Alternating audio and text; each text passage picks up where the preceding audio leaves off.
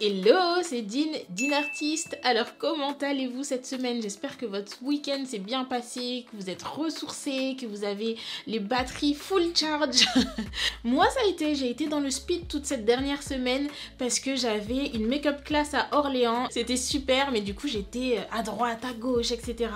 Bon, en tout cas c'est ce qu'on aime, avoir des journées vraiment productives et avoir plein de choses à faire. Aujourd'hui, on se retrouve pour une vidéo FAQ. J'ai demandé sur Instagram si vous aviez des questions à me poser sur l'entrepreneuriat et j'ai été surprise parce qu'il y a eu pas mal de questions. D'ailleurs, je pense que je vais diviser cette vidéo en deux parties et je vais commencer avec une première série de questions que j'ai sélectionnées. Et puis, aujourd'hui, c'est la journée internationale des droits des femmes et ça me tient à cœur de vous en parler parce que je suis pour l'égalité entre hommes et femmes et je suis surtout pour que les femmes se soutiennent entre elles et s'aident à grandir. Moi d'ailleurs je fais partie d'un groupe d'entraide de femmes entrepreneurs qui s'aident à réaliser leurs projets et c'est aussi grâce à ces femmes-là que j'ai réussi à sauter le pas et à enfin créer ma chaîne YouTube. Donc déjà je tiens à les remercier et puis je tiens à vous dire mesdames, célébrons cette journée comme il se doit.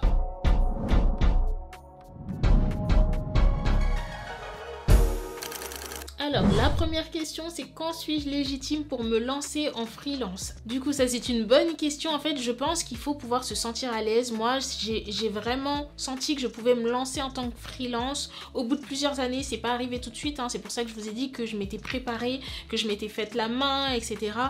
pour me sentir à l'aise avec mes clientes et pour me sentir assez en confiance pour répondre à leurs demandes et répondre à leurs besoins. Je vous invite aussi à aller regarder la vidéo que j'ai faite sur 6 objectifs clés avant de lancer son business. Vous serez toujours plus en confiance si vous avez bien préparé votre projet et qu'il est solide.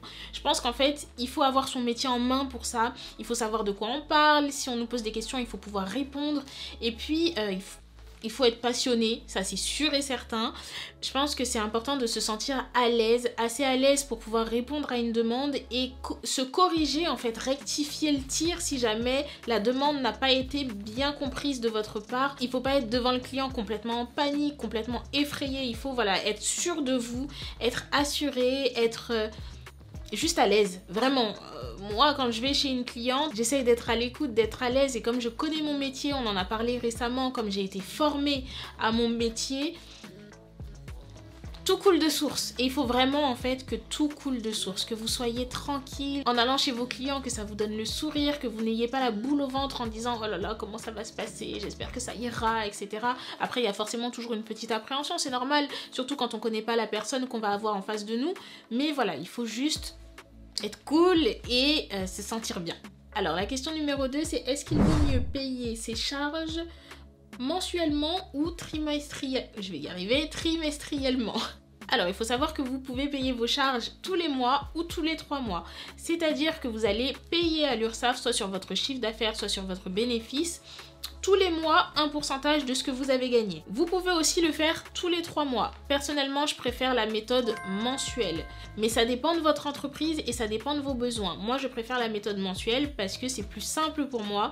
Ça me permet d'avoir dans la tête un calendrier. Tous les mois, je sais que je dois me déclarer et payer l'URSSAF. Alors que quand on laisse 2 mois passer sans le faire, au bout du 3e mois, il est possible qu'on ait oublié et il faut pas oublier sinon vous avez des pénalités. Les raisons pour lesquelles moi je préfère mensuellement, donc du coup c'est pour ça, pour ne pas oublier, c'est aussi parce que lorsque j'ai démarré, j'avais droit à l'ARE du Pôle emploi. Sauf que le Pôle emploi, il faut s'actualiser tous les mois et tous les mois, ils vont vous demander un justificatif qui prouve que effectivement vous avez bien déclaré la bonne somme. Du coup là, quand vous êtes sur le site du Pôle emploi, vous déclarez votre situation et il y a bien écrit mensuel. Alors êtes-vous inscrit à une session de formation? Ça, vous mettez ce qui vous correspond. Moi je vais mettre non, je vais valider. Et là, avez-vous travaillé ou exercé une activité non salariée? Même si vous n'avez pas travaillé, vous devez quand même déclarer 0. Donc on va mettre oui, nous on va mettre 1 heure, on va mettre un chiffre au hasard, j'en ai préenregistré plusieurs. Ensuite, avez-vous été en stage? Tout dépend bien sûr de votre situation. Vous remplissez ça en fonction de ce qui vous correspond. Êtes-vous toujours à la recherche d'un emploi? Oui. Et ensuite, vous validez. Sachant qu'il y a écrit information afin de faciliter votre actualisation. Vous pouvez vous munir des informations ou documents utiles à votre déclaration. Et ça, on va vous le demander. Une fois que vous aurez déclaré ce que vous avez gagné, hop, nous on va abandonner. Vous allez devoir aller dans mes échanges avec le Pôle emploi, transmettre et suivre un document. Et c'est là en fait que vous allez devoir transmettre le justificatif de rémunération. Donc voilà, moi je l'ai fait, regardez, janvier, décembre, novembre, etc. Et vous envoyez un document. Et là en fait, vous devez, hop, donc c'est actualisation ou changement de situation, créateur, repreneur et entrepreneur. Type de document, donc là c'est justificatif de rémunération et vous devez transmettre le document de l'URSSAF ou le document qui justifie que vous vous êtes bien déclaré ce mois-ci. Si vous ne le faites pas, vous ne recevrez pas la totalité de votre ARE, en tout cas la totalité de ce que vous doit le Pôle emploi. On reviendra dessus, comment c'est calculé, etc. dans une autre vidéo. Donc moi ce que je conseille, surtout si vous touchez l'ARE, c'est de se déclarer tous les mois. Après, vous pouvez le faire tous les 3 mois si par exemple vous avez besoin d'encaisser, de pouvoir encaisser avant de commencer à décaisser et à payer vos charges. Parce que vous avez besoin de trésorerie, parce qu'il y a le besoin en fonds de roulement dont on a parlé dans la vidéo sur l'entrepreneuriat. Donc voilà, vous payez tous les 3 mois si vous avez besoin de trésorerie et d'amasser un petit peu d'argent avant de commencer à payer les charges. Et moi je vous recommande de payer tous les mois si vous pouvez le faire, c'est ce que la majorité des entrepreneurs font. Alors la question suivante, en tant qu'entrepreneur, comment être un bon commercial? Alors je pense qu'il faut pouvoir se vendre, c'est sûr et certain, il faut pouvoir vendre votre projet. La première chose, c'est qu'il faut croire en votre projet. Si vous y croyez à moitié, vous ne serez pas percutant et vous aurez du mal à vous imposer. Donc la première chose à faire, c'est déjà de croire à 2000% à votre projet, pas à 100%, hein, à 2000% à votre projet. Croyez-y à fond. Moi personnellement, je n'ai pas de plan B, je crois en mon projet à 2000% et c'est là que vous allez commencer à être un bon commercial parce que c'est là que vous allez commencer à pouvoir parler de votre projet sur le bout des doigts, être convaincant parce que vous croyez en votre projet. La deuxième chose, il faut que vous sachiez ce que vous allez apporter en plus sur le marché. Il faut connaître tous les points positifs qui vous définissent et les inclure dans votre entreprise et les inclure dans votre projet. C'est ce qui va donner une singularité à votre projet et c'est pour ça qu'on va vous appeler vous et pas quelqu'un d'autre. Et ça, c'est vraiment important. Soyez vraiment authentique. Voilà, c'est la meilleure des choses pour pouvoir être un bon commercial, il faut être authentique. Il ne faut pas de faux semblants, il ne faut pas mentir, bien entendu. Il faut être vrai à 200%. Croyez en votre projet et que vous êtes vrai, ça va fonctionner. Répondez à vos mails, essayez de ne pas laisser trop de temps entre le moment où la cliente a envoyé un mail et la réponse. Essayez de répondre à vos SMS, de relancer de temps en temps vos clients par téléphone. Si jamais on vous a demandé un devis par exemple et que vous voyez que la personne était très intéressée mais qu'elle n'a pas donné de nouvelles, n'hésitez pas à lui passer un petit coup de fil ou à lui envoyer un petit message pour savoir ce qu'il en est, si elle a bien réfléchi, si elle a pris en compte la demande. Et parfois vous serez étonné, parfois elle a juste oublié cette personne ou parfois c'est dans un coin de sa tête et puis il suffit de la relancer et puis tac, ça déclenche une vente, ça déclenche la signature d'un devis, ça déclenche la signature d'un contrat. Donc voilà, ayez un bon service client, soyez à l'écoute de vos clients et sentez quand c'est le besoin de passer un petit coup de fil, de les appeler, de leur envoyer un petit mail et puis de les relancer. Pour être un bon commercial, il faut oser démarcher. Vous pouvez démarcher vos clients, vous pouvez très bien prendre un téléphone pour appeler un client que vous ne connaissez pas, aller sur Instagram, checker, avoir les oreilles et les yeux ouverts surtout, voir si vous avez des personnes qui s'intéressent à votre travail et ne pas hésiter à aller les voir et à leur dire ce que vous proposez comme service et ce que vous voulez leur apporter. Si vous voulez être un bon commercial, il ne faut pas seulement dire à vos clients que vous vendez un produit, mais il faut aussi leur expliquer en quoi ça va être bénéfique pour eux. Je veux vous vendre ça parce que pour vous ça va créer ça et c'est pour ça que c'est indispensable de l'avoir et de passer par moi. Il faut que vous puissiez faire comprendre à vos clients qu'ils risquent de passer à côté d'une opportunité s'ils ne passent pas par vos services. Et si vous arrivez à faire comprendre ça à vos clients, ils viendront vous voir vous plutôt que d'aller voir la concurrence forcément. La dernière chose, après il y a plein de points qu'on pourrait évoquer, mais la dernière chose que moi j'avais envie de partager avec vous là-dessus, c'est ayez un service client irréprochable. Vraiment, répondez à vos clients, soyez à l'écoute de vos clients. C'est comme ça en fait que eux vont parler de vous ailleurs. C'est comme ça que eux vont pouvoir dire ah oui cette personne était bien, etc. Je te la recommande parce que vous pouvez être un bon commercial. Si derrière le service client n'est pas assuré, ça ne fonctionnera pas. Alors que si vous êtes effectivement pas spécialement un bon commercial, mais que la personne elle est ravie, qu'elle ressort avec le sourire, ne vous inquiétez pas, elle va en parler autour d'elle et d'autres personnes viendront vous voir et le bouche à oreille va commencer comme ça. Et c'est aussi ce qui fait de vous un bon commercial, parce que le but d'un commercial c'est pouvoir ramener des clients quelque part. Donc quelle que soit la méthode, ayez un service client irréprochable. Quatrième question, c'est comment concilier sa vie professionnelle et sa vie personnelle. Alors là, franchement, je vais parler à titre personnel, c'est très difficile, surtout au début. Surtout au début parce que la charge de travail est telle que en fait, la vie personnelle se réduit d'un coup et la charge de travail augmente d'un coup. Il faut savoir que quand vous allez vous lancer dans l'entrepreneuriat, ou pour ceux qui sont déjà dans l'entrepreneuriat, ça vous le savez déjà, vous allez endosser plein de casquettes. Vous allez pour certains être community manager, pour les auto-entrepreneurs, vous allez être comptable, commercial, voilà, vous allez devoir vraiment répondre aux mails, et puis bien entendu, exercer votre métier. Donc vous allez devoir préparer les commandes, envoyer des colis, aller à la poste, enfin faire tout pour que votre entreprise avance et fonctionne correctement. Donc, la meilleure des choses pour pouvoir concilier vie personnelle et vie professionnelle, déjà, c'est d'essayer de s'accorder du temps et essayer de s'organiser, essayer de faire des plannings, essayer de prévoir vos jours de repos ou vos moments de repos, vous dire à partir de telle heure, je ne travaille plus. Alors, je vous dis ça, mais c'est très très difficile pour moi, hein, parce que moi, je suis un bourreau de travail. Donc, en fait, je suis tout le temps en train de travailler, et en fait, j'oublie même de me reposer. Mais j'apprends à le faire. Et je vous invite à apprendre du temps pour vous parce que c'est important. Et du coup, en planifiant vos journées, vous allez réussir plus facilement à vous organiser et donc plus facilement à dégager du temps pour votre vie personnelle, pour vos amis, pour votre mari, pour vos enfants, pour voilà, vos parents, etc. Donc vraiment, essayez d'organiser vos journées au mieux. Moi, je fais des to-do list. Alors moi, je suis la reine des to-do list. Je fais des to-do list tous les jours quasiment parce que c'est ce qui me permet, moi, de me retrouver un petit peu dans toutes les tâches que j'ai à faire. Donc du coup, ma to-do list, par exemple, je la classe par priorité. Je mets toutes les choses très très urgentes en haut, très urgentes un petit peu moins en haut, à faire au milieu et puis peut attendre en bas. Et au fur et à mesure, en fait, tout ce qui est très urgent va s'écouler et puis on va remonter comme ça dans la liste et ce qui peut attendre, peut attendre et à ce moment-là, moi je peux me détendre, voilà, travailler un petit peu moins. C'est vraiment comme ça que j'essaye d'organiser mes journées. Alors, la prochaine question, peut-on être en intérim, première activité, et s'inscrire en tant que micro-entreprise? Alors, la réponse est simple. Oui, vous pouvez.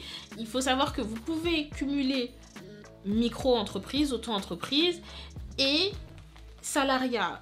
Quand vous êtes en intérim, vous êtes considéré comme salarié. Même si c'est pas un salarié en CDI, vous avez quand même signé un contrat et vous êtes considéré comme salarié. Alors, il y a quand même quelques petites règles. Regardez bien dans votre contrat s'il a déjà été signé, s'il n'y a pas une clause de non-concurrence et une clause d'exclusivité. La clause d'exclusivité vous empêche d'aller travailler à côté et la clause de non-concurrence vous empêche de démarcher des clients que l'entreprise dans laquelle vous travaillez a déjà. Bon, mais la clause la plus embêtante, effectivement, c'est la clause d'exclusivité. Cette clause, vous pouvez très bien la négocier en expliquant que vous travaillez en auto-entreprise, si vous avez déjà créé votre entreprise. Si il y a un service RH assez à l'écoute et surtout que l'entreprise n'a pas l'impression que vous allez marcher sur ses plates-bandes, il est possible que cette clause-là soit juste enlevée du contrat et que vous puissiez exercer pleinement votre activité. Il y a une chose aussi, vous n'avez pas le droit d'utiliser vos heures de travail en intérim pour votre auto-entreprise.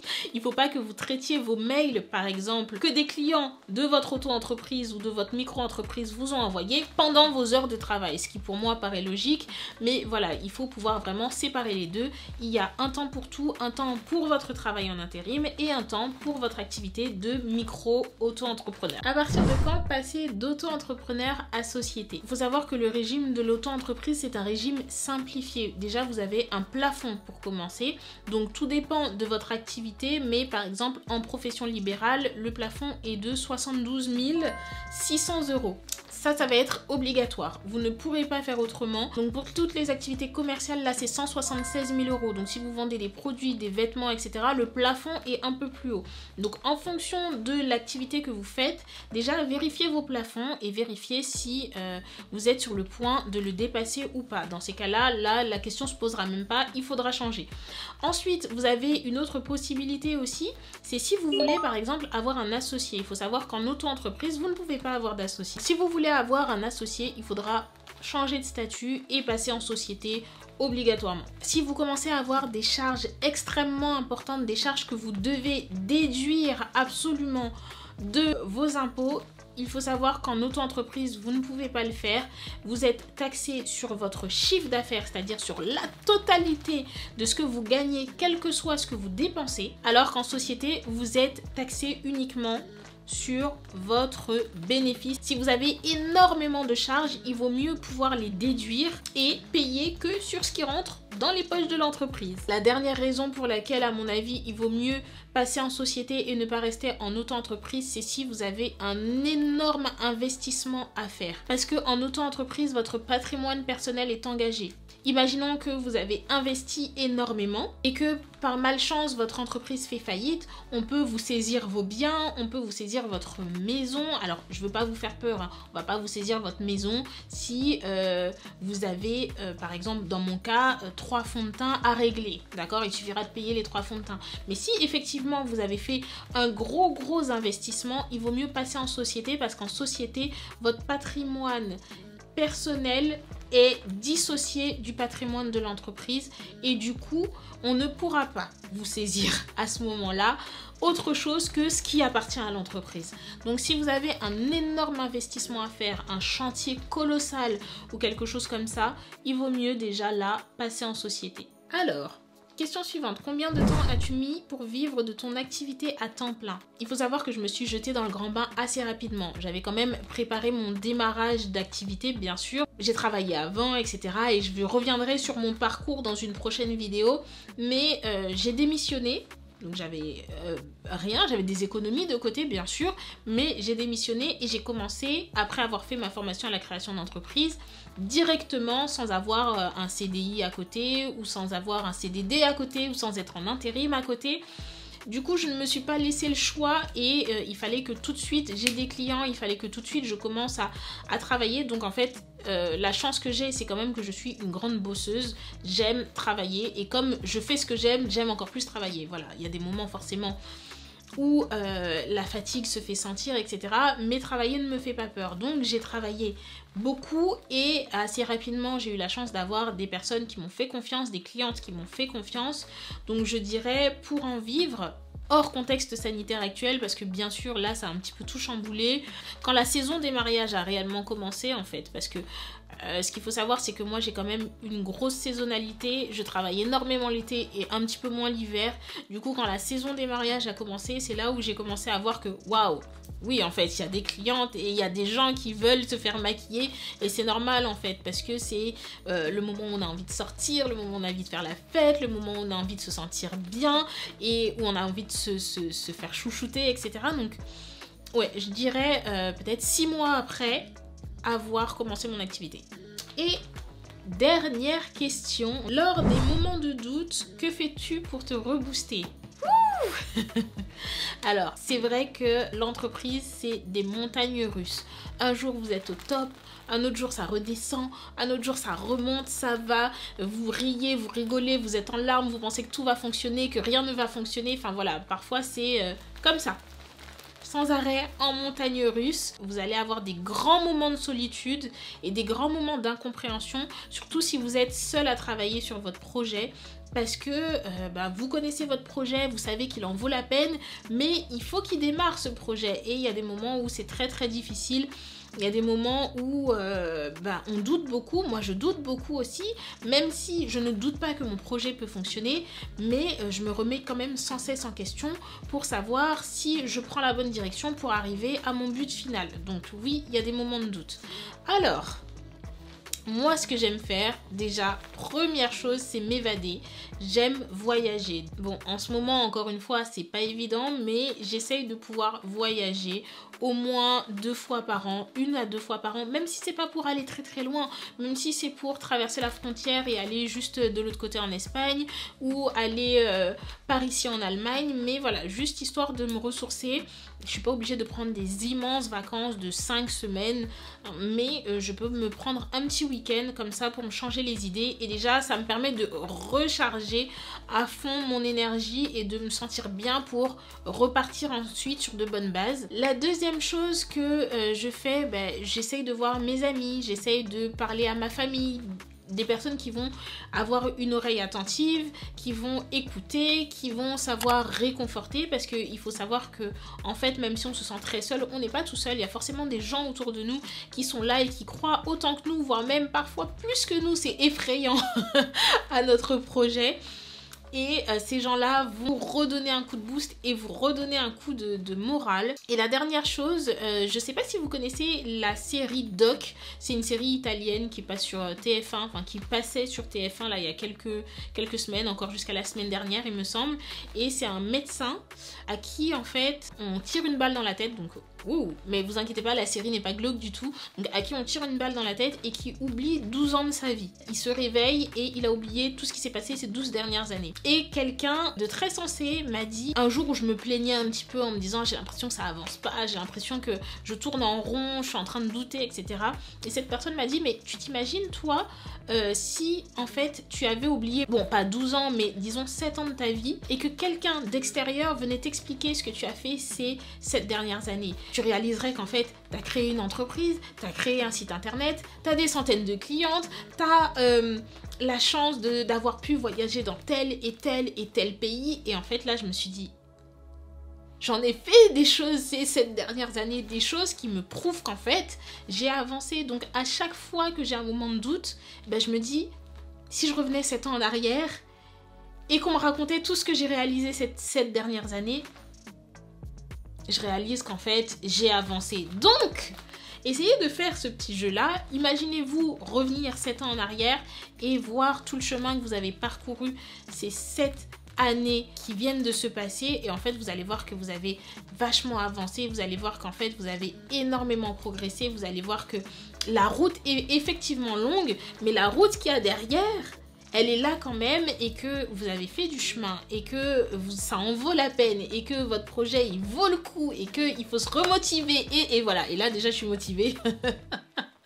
Déjà là j'ai envie de repartir parce que je me dis, j'en ai fait des choses quand même. Et je suis sûre que vous aussi, vous en avez fait des choses quand même. Donc voilà, dans ces moments-là où vous doutez un peu, dites-vous qu'en fait, vous en avez fait du chemin et que si vous doutez, vous perdez du temps, alors qu'en fait, réellement, il y a encore du chemin à faire. Donc voilà mon petit conseil. C'était la dernière question. Avant de terminer cette vidéo, je tenais à vous montrer la coiffure qu'a réalisée Jaja. Alors c'est pas la première fois que Jaja me fait cette coiffure et je crois qu'en fait c'est devenu l'une de mes coiffures préférées. C'est pour ça que je crois que ça fait 3 ou 4 fois que je la refais déjà, mais je l'avais jamais montrée sur YouTube. Donc je vous la montre de face et je vous la montre de dos. Il y a les petites perles au bout comme ça, et franchement voilà, aujourd'hui comme je le répète, c'est la journée internationale des droits des femmes et ça me fait plaisir de pouvoir montrer le travail d'une autre femme qui le fait bien en plus. Donc n'hésitez pas à la contacter, elle est super, vous allez voir. J'ai déjà eu d'autres personnes qui sont passées par elle et qui m'ont fait d'excellents retours, donc Voilà, cette vidéo est maintenant terminée et j'espère qu'elle vous a plu, qu'elle vous aura apporté, qu'elle vous aura appris, que vous avez un petit peu plus de réponses à vos questions. La semaine prochaine, ce sera une vidéo make-up parce que forcément, je fais du maquillage et que pour le moment, on n'a fait qu'un seul tuto make-up et je sais que certains et certaines attendent le tuto make-up. En tout cas, j'espère que vous avez apprécié passer ce moment avec moi. Moi, honnêtement, j'ai adoré. Je suis contente d'avoir fait cette vidéo-là. Et je vous fais d'énormes bisous. N'oubliez pas de liker comme d'habitude, de partager et partager dans vos Facebook parce que moi je ne savais pas mais Facebook ça fonctionne super bien en fait. Facebook et les stories WhatsApp fonctionnent super bien. Donc vous pouvez cliquer sur partager et envoyer directement le lien dans votre fil d'actualité Facebook. Vous aurez forcément des amis que ça va pouvoir intéresser. En tout cas, moi je vous fais des gros bisous comme d'habitude et je vous dis à très bientôt.